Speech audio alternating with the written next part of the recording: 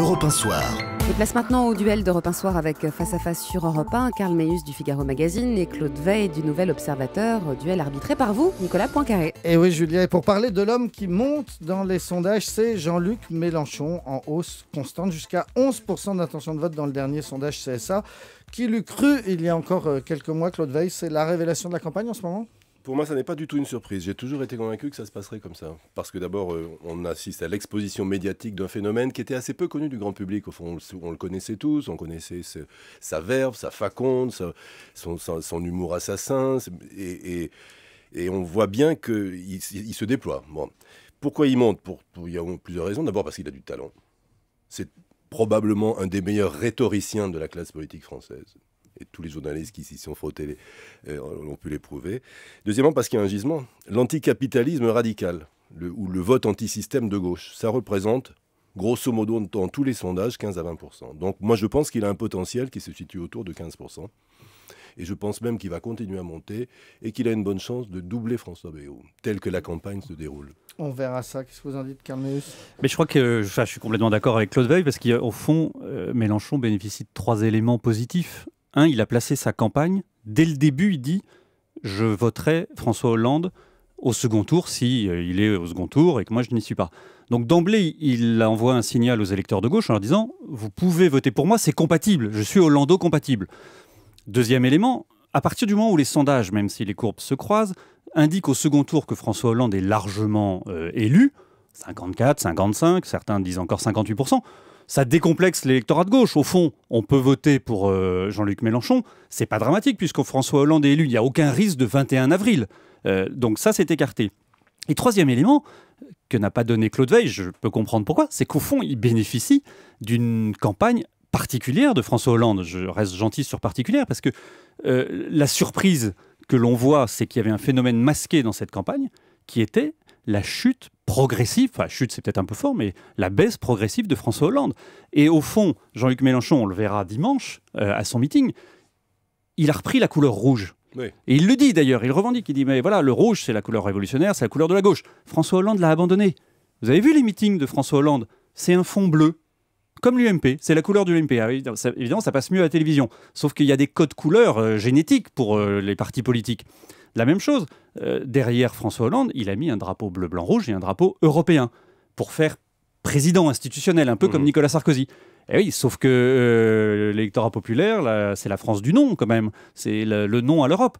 Jean-Luc Mélenchon, lui, il s'en est saisi. Il met les drapeaux rouges et il fait ses meetings à l'extérieur. Je dirais peut-être les choses un tout petit peu différentes. C'est qu'il est dans une position telle que lui peut se permettre impunément de réenchanter l'avenir, comme disait François Hollande. C'est-à-dire que les temps sont durs, les Français l'ont bien compris, mais ça, il ne veut pas entrer là-dedans, Mélenchon. Lui, il est dans la promesse d'un autre monde possible.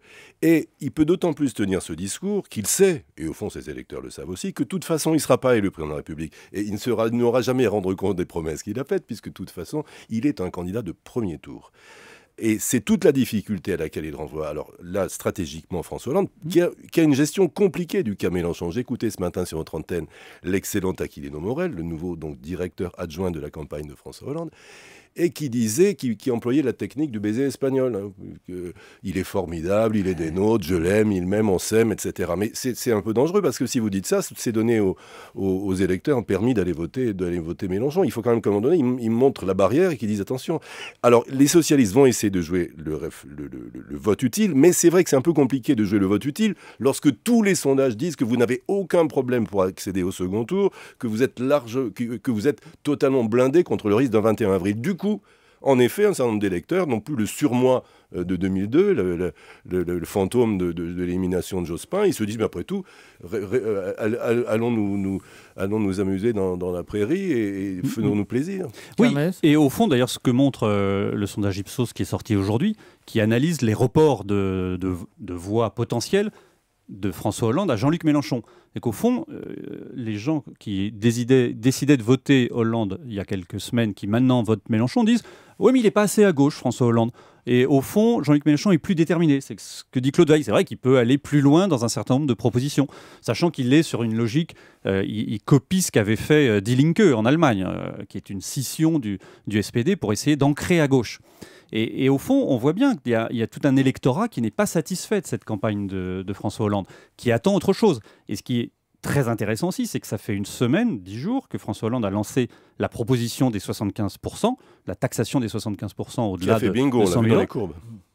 Bah, pas tellement. Si, ça a duré, ça n'a pas été durable, mais sur le moment, ça a touché le pays. Oui, mais regardez, une semaine après, la courbe d'intention de vote de François Hollande continue de descendre. C'est très étonnant. Il essaye d'aller à gauche, et au fond, d'ailleurs, pourquoi il descend ? Parce qu'il y a aussi un électorat centriste qui s'était porté sur François Hollande, qui ne veut pas de ce déport vers la gauche. Donc là, on voit bien qu'il y a quelque chose dans cette campagne qui est en train de changer.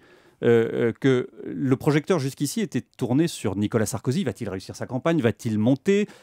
Alors que depuis que les courbes se sont croisées, le projecteur est sur François Hollande et donc sur Jean-Luc Mélenchon. Ah ben alors donc la campagne de François Hollande est plus compliquée.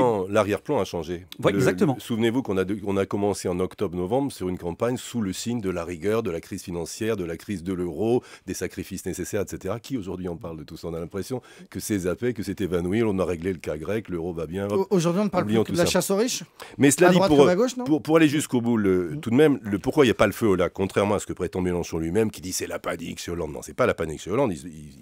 Pour une raison simple, c'est que à vue de nez, 3 points qu'en un mois et demi il a perdu au profit de Mélenchon reviendront. Parce que le taux de report au second tour est absolument exceptionnel, c'est à plus de 90%. Le problème, c'est que d'une certaine façon pour Hollande, un Mélenchon fort jusqu'au 6 mai, ça le sert, ça peut servir Hollande. Parce que ça amène aux urnes un certain nombre d'électeurs qui auraient pu être tentés par je ne sais quoi, par l'extrême droite, l'abstention, tout ce que vous voulez. Mais à partir du 7 mai, si Mélenchon est trop haut, ça risque d'être un petit peu compliqué. 7 mai, c'est le second tour, non ? Vous voulez dire 22 avril ?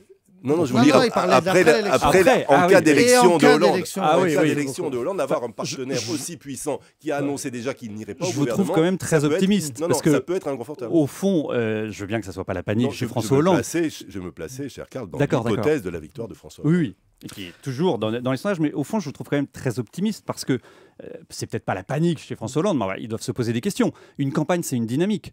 Or, depuis l'entrée en campagne de François Hollande, les courbes d'intention de vote, on les regarde, je suis désolé, montrent qu'il perd des électeurs potentiels. Alors qu'en face, il y en a 2 qui sont en dynamique, c'est Nicolas Sarkozy et Jean-Luc Mélenchon. Alors Jean-Luc Mélenchon, il y a un grand test, on va le voir, c'est dimanche.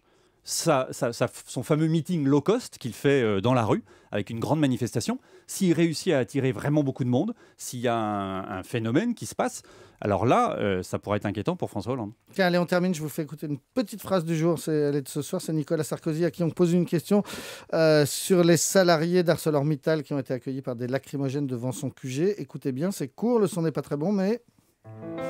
Les gaz lacrymogènes, vous en seriez bien passé, non ? Qu'est-ce que j'ai à foutre de ce que vous dites ? Non, je sais rien. Je vous dis, et vous ne seriez pas bien passé au lieu d'être sur le câble, d'être sur le numérique. Couillon, pardon. Mais non, parce qu'il est sympa. Mais qu'est-ce que vous voulez que j'en ai à foutre de ce que vous dites ? Couillon, va. Voilà, c'est comme du ça Mélenchon, cette campagne. Mélenchon, c'était petite cervelle, vous vous souvenez ? C'est du Mélenchon, là aussi. Et c'est Nicolas Sarkozy. Un commentaire, Carl-Meus ? Oui, mais il a très bien compris que les images des 20h ce soir, ça serait ces gaz lacrymogènes et que c'est pas bon pour lui, qu'il faut qu'il ait d'autres images. Donc là, c'est le naturel qui est revenu très vite, comme toujours avec Nicolas Sarkozy. Il dit ce qu'il pense. Merci beaucoup, Carl-Meus du Figaro Magazine face à Claude Veil du Nouvel Observateur. Dans un instant, nous sommes avec Jacques Chancel. On va parler de la disparition de son ami Pierre Schoendoerfer. À tout de suite. 18h, 20h, Nicolas Poincaré sur Europe 1.